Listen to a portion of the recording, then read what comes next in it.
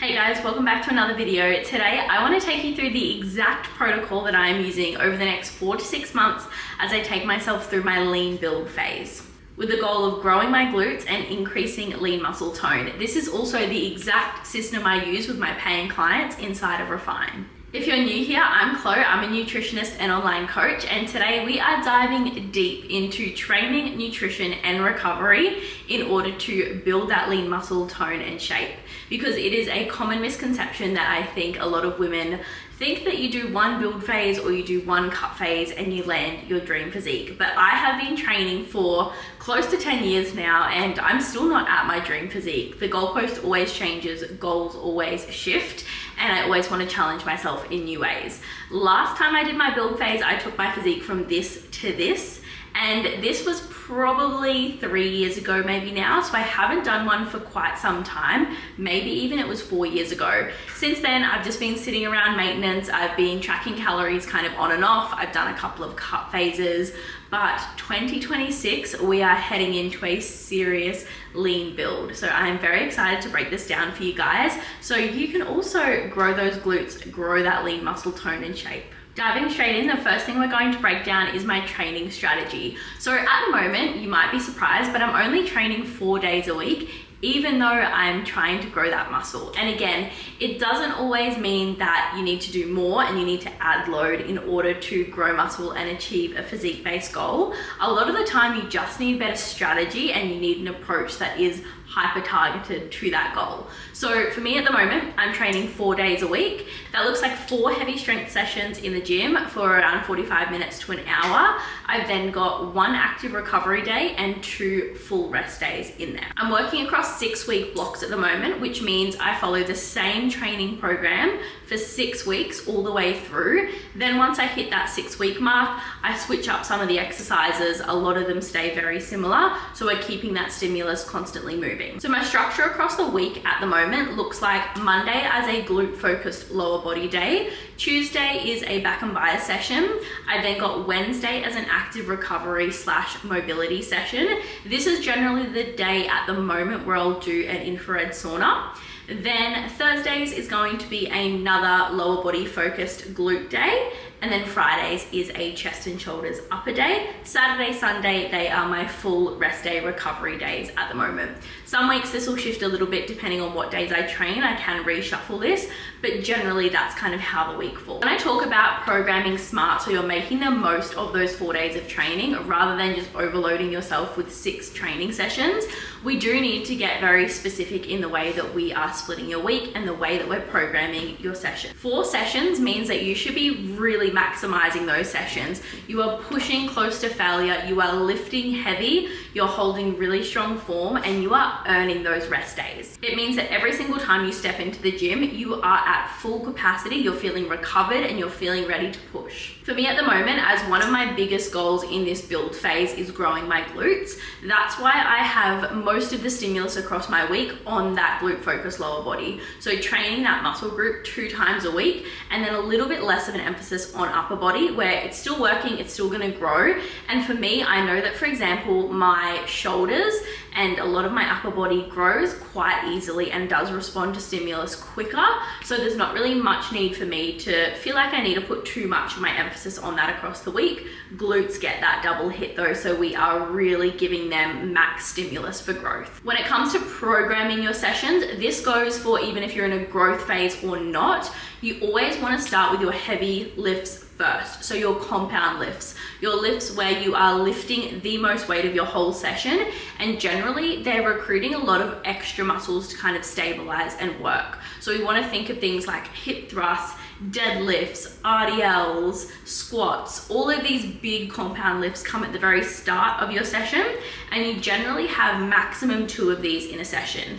We then taper into more accessory work, which is a lot more targeted towards that muscle group. So say a cable kickback might only be hitting that upper section of your glute versus a hip thrust, you're gonna be going a shit ton heavier and you're getting almost all those glute muscles working in that hip thrust. The next thing that is super important in a build phase, but even just in general with your training, is focusing on progressive overload. So this is always something that I am absolutely drilling into my clients steroids, and it does matter just in general in your training.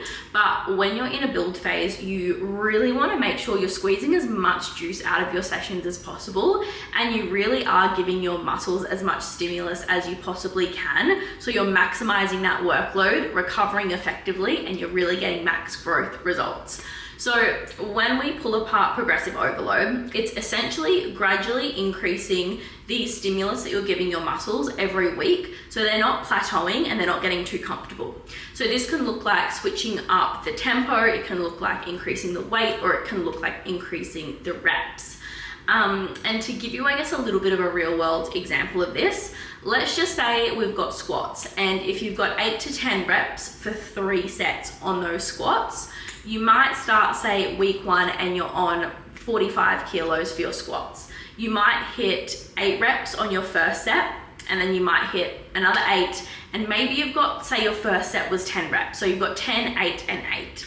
This means there's no need to switch up the weight the next week. You actually want to stay at that weight until you hit 10 reps for all 3 sets. Once you hit all 10 reps for all 3 sets, that's when you then increase that weight. Your reps, will drop as a result. So you might then only get 8, 8, and 8 once you increase the weight. Again, you stay at that new weight until you hit that top end of your rep range, and then you increase again. So it's constantly giving your muscles that little tiny extra bit of stimulus, so they're not adapting, and you're giving them a reason to step up a notch and actually grow. As for my step goal at the moment, I don't actually have like a set step goal that I've given myself. I'm kind of averaging anywhere from 8 to 10K steps a day, depending on the day, and I'm pretty happy with that. One of the benefits with being in a growth phase is you don't have to be really nitty gritty with things like step goals and burning that extra little bit of energy and hitting steady state cardio. You just need to be mindful and active. And if I was, say, sitting down all day and I wasn't moving at all, then I'd definitely be giving myself a kick up the ass to maybe hit a step goal. But generally falling in that 8 to 10K a day range is like absolutely fine, and I'm happy with that. Moving on to nutrition, and this is one of the parts that does scare a lot of people, but honestly, nutrition in a lean build phase is one of my favorite things, because when you're increasing your food, which is required to build muscle, you also get things like more food freedom with it. You have the ability to eat out a little bit more comfortably than normal. You have more wiggle room in your day-to-day. You have increased energy. You're fueling your body absolutely so well that you are feeling really strong in your sessions. You're recovering faster. You're sleeping better. Just all of the ripple effects from that extra food are honestly incredible. And it can feel a little bit scary initially, because especially when you go into one for the first time, it likely is more food than you are used to, but it serves the most important part of the lean build process. Because if you're doing everything we just spoke about with training, but you are intentionally or unintentionally eating in a calorie deficit, then you're not going to see any results in terms of that lean muscle building.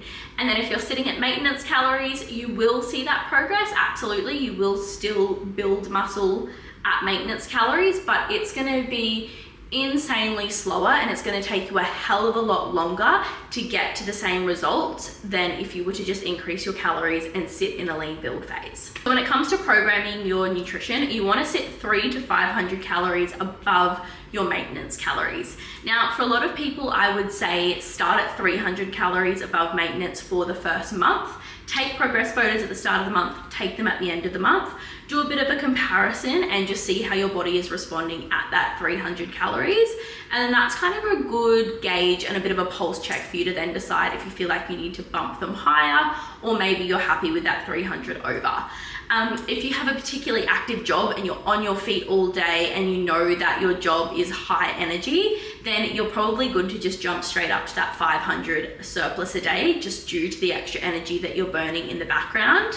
But again, that 300 could be a more comfortable starting point. Then you can see how you're going and whether you want to jump up or not. It is important to note as well that even though you have more food in a lean build, it's not a free-for-all and just an excuse to eat whatever you want or eat junk in order to hit that calorie goal. Because less whole food choices, more processed choices, eating out more often, takeaways, alcohol, they are all going to help you hit your calories faster and easier, yes, but the nutrient profile obviously of those foods is not optimal, and you will as a result likely end up feeling more sluggish. You're not going to grow muscle as efficiently, you're not going to be hitting your protein goals and your other macros efficiently. So still following that 80-20 rule of 80% whole foods and foods that really do fuel you and your goal, and then 20% fun foods where you can comfortably loosen the reins and eat those yummy foods, but you've got that balance and things in proportion. So getting into your macronutrient split for your lean build. So protein, you want to be sitting at anywhere from 1.8 to 2.2 grams of protein per kilo of body weight. That's just your general protein goal. Anytime that you're in a lean build phase, I would say push that as close to that 2.2 as possible. Depending on your body weight, that's going to impact kind of what that number looks like for you when you do the maths on it. But I would never enter a lean build phase for me personally and be under that 2.2 grams. But if you're in that range, that is still your kind of protein requirement for the day. So top end of that for your lean build. If you are vegan or vegetarian, I would even edge you slightly higher, just so you are getting that protein efficiency and you are hitting that full amino acid profile in your protein across the day. The next thing is your fats. You want those to be sitting at an absolute minimum of 0.9 grams of fats per kilo of body weight. This is essential for supporting our hormones as females, and our healthy fats are something that are often forgotten, especially when it comes to macronutrient and calorie splits. A lot of the time people will focus on their calories and their protein goal and forget about the rest. But fats are so incredibly important for our hormones, girls. So please hit that fat goal. Carbs, you can then kind of make up the excess calories with the amount of carbs that you need in the day. PCOS, endo girlies, you can benefit from a much higher fat ratio to carb ratio as well. However, your carbs particularly always want to be timed around your training. So if you are playing with those macro splits and say you're supporting your PCOS with higher fats, lower carbs, make sure those carbs are still around your training sessions. So what that looks like specifically pre and post training, that is going to be at least around 20 to 30 grams of carbs pre-training, nice easy to digest carbs 30 minutes to an hour prior, and then afterwards you want to be hitting a minimum of 30 grams of more complex carbohydrates, and then also 30 to 40 grams of protein post-training also. And then the last one that falls into nutrition is our water intake. So I'm generally hitting around 3 liters of water a day. A good kind of aiming point that I give my clients is 2.2 to 3 liters per day. Now, again, this is super important for supporting things like energy levels, hormones, cell production. Really important to not forget about our water goal. These are also some little hacks that I use to make sure I'm hitting my calorie goal, because at the end of the day, a surplus is extra food. Some days it can feel harder to hit than others, but there's things that we can implement that make it a little bit easier. So the first thing, and probably one of the easiest things that a lot of people miss, is starting to eat earlier in the day. If you've got more food to eat, you need a bigger eating window. So if you're skipping breakfast, waiting till lunch or 10 a.m. to have your first meal, then you've just squished all of those calories into the back end of your day. You're gonna feel so much more full than if you just started earlier in the day and you spread it evenly. The next one is making sure you've got relatively even meal timings each day and they're pretty consistent. That's just gonna help kind of your hunger cues naturally kick in, because your body's gonna get used to when it eats and when it needs to get hungry. So that means if you're working at your desk and you're in that hole of hustle where you forget to eat, a lot of the time your body's gonna remind you because it's used to eating at that time, even if you've kind of forgotten. The last one we're covering is recovery. Now, this is often a little bit of a missing link for people where they think that it doesn't really matter that much. And it's all about hustle culture, lifting heavy, smashing the gym, smashing my nutrition. But rest and recovery is where your muscle is actually built. You don't actually build muscle when you're in the gym lifting weights. What happens during your training when you're lifting is these little tiny microscopic tears happen in your muscles, and the actual growing of the muscle is when those little tears repair and rebuild. That rebuilding and repairing happens during rest. on those rest days, when you're sleeping, all of that is so important to make sure that we're actually making all of the work that we're doing in the gym and with our nutrition worth it, and we've got that payoff. I'm sure that these aren't going to sound new to you, but the first one is sleep. Do not underestimate sleep. It is one of the lowest hanging fruit. It is so easy to do consistently, and it is one of the best levers that we've got to pull and leverage in terms of recovery. So yes, that 7 to 9 hours of quality sleep each night is so incredibly important. And I'm actually going to do a future YouTube where I really go in depth with my sleep protocols to optimize it and make it the best that it can be. But one little hack that I will give you outside of that 7 to 9 hours is mouth taping. And that, I cannot even tell you how much it has changed my life. Because literally a little piece of micropore paper tape across your lips is going to force you to nasal breathe. What that does is increase your oxygen intake, and it helps you get more REM deep sleep. So it basically increases the quality of your sleep. You wake up feeling more rested and more energetic, and it is my favorite life hack ever. One of my friends who is a breathwork facilitator told me it once, and I have not shut up about it since. The next one is taking your rest days seriously. So that doesn't mean an active recovery is going for a jog. It means breathwork, yoga, stretching, mobility, doing really light, mindful movements that help your body recover and don't give you further strain. When it's a full rest day, I generally just stick to things like going for a swim in the ocean, going for a walk, still hitting my step goal and moving that way, but I won't do anything really on top of that. And a big one for recovery as well is managing your stress and looking after your nervous system. And this is one that is quite easily forgotten, especially if you're a busy career girly and you're hustling with work, you've got a lot on your plate. Quite often that stress can build up, and that's when we hit burnout and we don't even realize. And your body being in a stress state impacts your recovery far more than you know. It'll ripple into things like sleep as well, and it's just got this big effect that we want to avoid as much as possible. So scheduling in little bits of nervous system work throughout your day and throughout your week have such a big payoff for such little effort. So things like bookending your day with 5 or 10 minutes at the start and end of your day that is for you. Breath work, journaling, guided meditation, sitting outside in the sun and just closing your eyes and breathing for a minute, going for a walk barefoot on the beach or in the park. Whatever these things are that kind of align and land for you, it is important to kind of explore them, run with it, and make it a non-negotiable in your week. Then the flip side of that also is listening to your body and knowing when to pull back and say no before you get to that overwhelmed burnout state.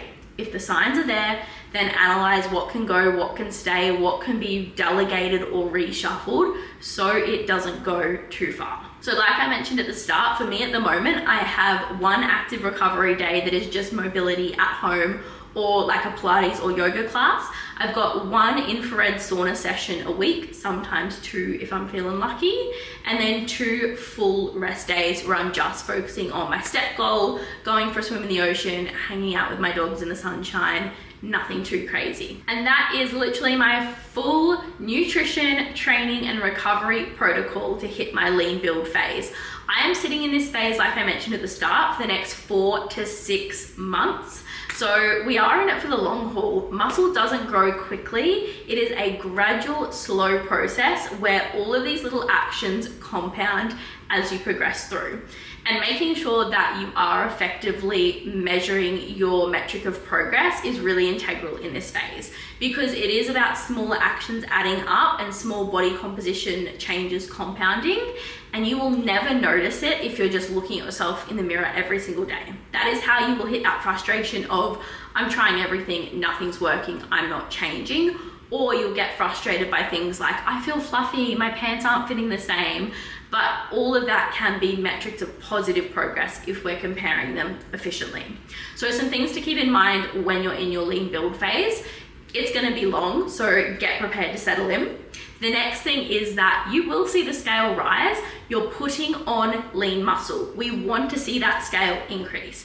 And generally this is around 200-ish grams a week, sometimes more. It's going to be a very slow, steady increase over time. But yes, it will increase. It does not just mean a gain of body fat. The next thing is that your clothes may fit differently. Again, this doesn't have to be a negative. It can be your glutes filling out more and actually fitting into pants. These things are going to change how your clothes actually fit. Things like your lats growing and your back definition coming through, that's going to change how a top might be fitting. So don't take a change of clothes fitting in a different way as a negative straight away. Actually think about what that means and what that looks like for your body composition. The next one is taking progress photos. I cannot stress this enough. At least taking them monthly, that's my personal kind of preference. Front, side, and back in the same underwear in the morning, pre-food, post-bathroom, and use them as comparisons so you are seeing that progress. That is the place where you're going to see that lean muscle actually change in your body composition in real world time, rather than just staring at yourself every single day and trying to see those little micro changes as they add up. I hope you have found this video valuable. I hope that you are also entering your growth phase, getting strong as fuck in the gym, growing that lean muscle and shape, and really building out that toned physique with 10x energy. If this has resonated with you, and if this is something that you would like a little more help with, going through the journey of full body recomposition whilst actually optimizing your health at the same time of optimizing that physique, it's exactly what we do inside of Refine. I coach clients through this every single day. So if you would like more help with it, then reach out down below. There is a little link for you to click on. You can book a totally free 30-minute discovery call with me, where we will dive deep into your goals, where you're currently at, what those gaps are, and maybe how we can support you in filling them. Zero obligation, totally free. It's just a chat. And yeah, if you would like to jump on that, I'll leave it down below. Otherwise, thank you so much for joining me for today's video. I will see you in the next one.